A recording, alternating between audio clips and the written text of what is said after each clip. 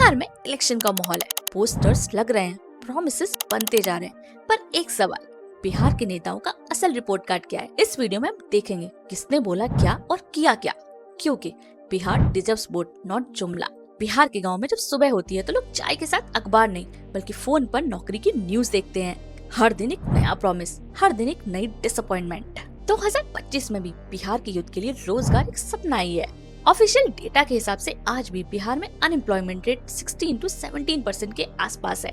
मतलब हर 6th graduate या तो जॉबलेस है या अपनी क्वालिफिकेशन से नीचे काम कर रहा है। सरकार ने इंडस्ट्रियल पार्क्स और स्टार्टअप स्कीम अनाउंस की है, पर ग्राउंड पे ज्यादा कुछ नहीं बदला। बिहार में टैलेंट है बट प्लेटफॉर्म नहीं। जो इंजीनियर बनना चाहता था वो डिलीवरी बॉय बन गया। आज जो टीचर बनना चाहता था वो पेपर लीक के चक्कर में फंस गया। आज भी बिहार का तीसरा घर किसी न किसी माइग्रेंट पर चल रहा है, पटना से दिल्ली तक, सीवन से सूरत तक। बिहार का यूथ अपने सपने एक्सपोर्ट करता है। छठ पर जब ट्रेन भरी होती है तो वो सिर्फ त्योहार नहीं होता, वो याद दिलाता है कि बिहार में घर तभी भरते हैं जब लोग वापस लौट आते हैं। काम बाहर कर खाली, ये अब बिहार का परमानेंट पैटर्न बन गया है। एजुकेशन सिस्टम पर बिहार के लोगों का भरोसा लगभग टूट गया है। बीपीएससी 68 और 69 एग्जाम दोनों लीक हुए। टीचर भर्ती में घपला और स्टूडेंट्स का करियर सालों तक डिले। हर साल लाखों स्टूडेंट्स पटना आते हैं कोचिंग करने, पर सपना उनका सिस्टम लीक कर देता है। पढ़ाई बिहार की सबसे बड़ी इंडस्ट्री बन गई है, पर डिग्री की कोई वैल्यू नहीं। एम्स पटना के अलावा पूरे बिहार में मेजर टर्शरी हॉस्पिटल्स नहीं। डिस्ट्रिक्ट हॉस्पिटल्स में डॉक्टर्स की कमी है और मेडिसिन 40% केसेस में आउट ऑफ स्टॉक रहता है। रूरल एरिया में एक डॉक्टर 15 से 17,000 लोगों के लिए है। यानी अगर कोई बीमार पड़ता है तो हॉस्पिटल से ज्यादा दुआ का सहारा होता है। हेल्थ सिस्टम सिर्फ इलेक्शन स्पीचेस में ठीक होता है, पर ग्राउंड पे नहीं। कोसी और गंडक नदी फिर से हाई अलर्ट पर हैं। हर साल बिहार के 15 से 17 डिस्ट्रिक्ट फ्लड से अफेक्टेड होते हैं। हर साल वही सीन रिपीट होता है, relief camp, ration pocket and photos. Long term flood planning आज भी सिर्फ फाइल्स में है। बिहार हर साल पानी में डूबता है, लेकिन सिस्टम कभी नहीं जागता। नीतीश कुमार के टाइम पे बिजली और रोड का नेटवर्क इम्प्रूव हुआ, लेकिन इंडस्ट्री आज भी मिसिंग है। पटना गया एक्सप्रेसवे बन रहा है, लेकिन उस रोड पे अभी भी एम्प्लॉयमेंट का ट्रैफिक नहीं है। मेट्रो प्रोजेक्ट स्लो पेस पे चल रहा है और इंडस्ट्रियल कॉरिडोर के लिए मेजर इन्वेस्टर रेडी नहीं। मतलब बिहार ने रोड बनाई, पर अभी भी फैक्ट्रीज नहीं बन पाई।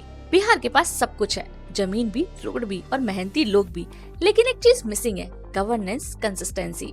अब देखते हैं नेताओं का रिपोर्ट कार्ड। सबसे पहला नीतीश कुमार। 2005 में जब नीतीश कुमार आई तो लोगों ने सोचा बिहार अब बदलेगा, और ये सच भी है।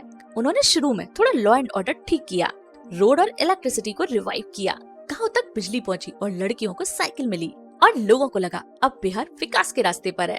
लेकिन 20 साल बाद वही नीतीश कुमार विकास के मॉडल से कुर्सी के मॉडल में बदल गए। 2020 के बाद सिर्फ उनका एक इमेज बन गया, एलियंस स्विच करना, कभी बीजेपी के साथ तो कभी आरजेडी के साथ, और बीच में गवर्नेंस कहीं खो गया। 2024 के बाद भी इंडस्ट्रियल इन्वेस्टमेंट या जॉब क्रिएशन का डाटा मिसिंग है। गवर्नमेंट की स्कीम लॉन्च हुए, पर ग्राउंड पे इम्पैक्ट वीक था। नीतीश कुमार ने बिहार को अंधेरे से निकाला, लेकिन मंजिल तक पहुंचने से पहले उन्होंने अपनी डायरेक्शन खो दी। अब लोग कहते हैं विकास सिर्फ बिजली तक रुक गया, लेकिन रोजगार तक नहीं पहुंचा। Second is the Tejashwi Yadav. Tejashwi Yadav के पास एक चेहरा है, यूथ और होप का। 2020 के इलेक्शन में उन्होंने एक बड़ा प्रॉमिस किया, 10 लाख सरकारी नौकरियां। उस प्रॉमिस ने यूथ को एक्साइट किया, पर प्लान कहाँ था, फंड्स कहाँ से आता और इम्प्लीमेंटेशन कैसे होता। डिप्यूटी सीएम रहते हुए तेजस्वी यादव ने कुछ रिक्रूटमेंट ड्राइव स्टार्ट किए, लेकिन बीपीएससी और एग्जाम लीक ने उनकी क्रेडिबिलिटी को डैमेज कर दिया।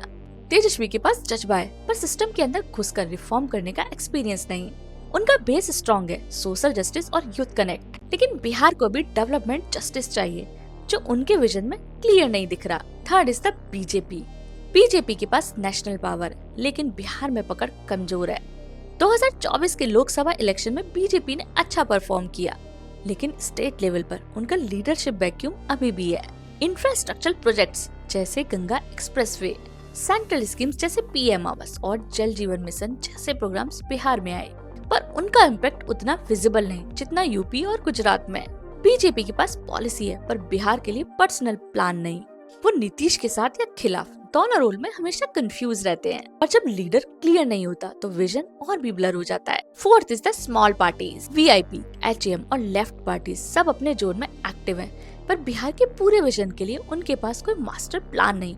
लेफ्ट पार्टीज अब भी स्टूडेंट्स के बीच स्ट्रॉन्ग है, पर seats limited and impact localised. हर छोटी पार्टी कुर्सी के इक्वेशन में फिट बैठना चाहती है, पर बिहार की प्रॉब्लम को कोई सॉल्व नहीं कर रहा। तो रिपोर्ट कार्ड सिंपल है, नीतीश कुमार ने स्टार्ट किया पर सस्टेन नहीं कर पाए। तेजस्वी के पास एनर्जी है पर एक्सक्यूशन मिसिंग।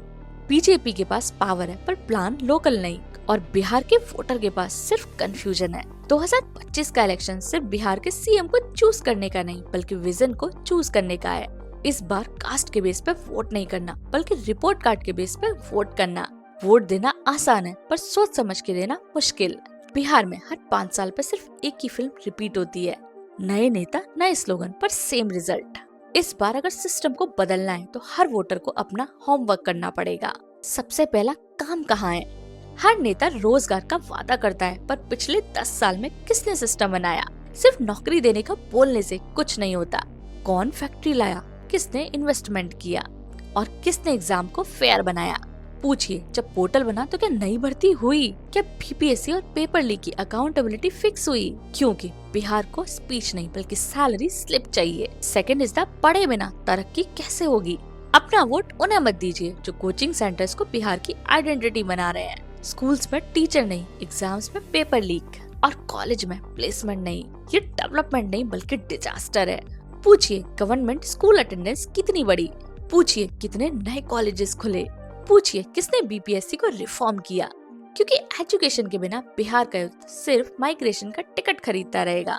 तीसरा, हर साल डिजास्टर, हर साल नया ड्रामा। अगर कोई नेता बाढ़ के बाद फोटो खिंचवा रहा है, समझ लीजिए वो सोल्यूशन नहीं बल्कि पीआर कर रहा है। हर साल बाढ़ के बाद रिलीफ कैंप लगता है, बट परमानेंट सोल्यूशन का प्लान कब बना? क्योंकि माइग्रेशन और फ्लड सिर्फ नेचुरल प्रॉब्लम नहीं बल्कि पॉलिटिकल फेलियर है। आपका एक वोट डिसाइड करेगा क्या बिहार फिर से लीडरशिप बदलेगा या फिर सीएम बदलेगा। क्योंकि इस बार अगर बिहार ने गलत चूज किया तो अगले 5 साल एक ही हेडलाइन चलेगी, बिहार का युद्ध सड़क पर है।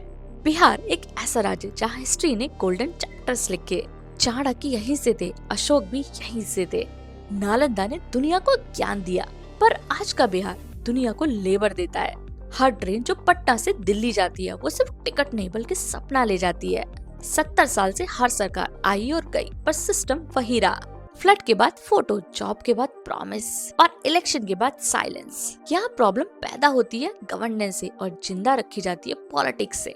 अगर आप बिहार से हो तो ये वीडियो आपके नेता के लिए नहीं बल्कि आपके लिए है, क्योंकि आपका एक वोट डिसाइड करेगा बिहार हेडलाइन बनेगा या डेडलाइन। अगले इलेक्शन में सिर्फ सीएम मत बदलिए बल्कि सोच बदलिए।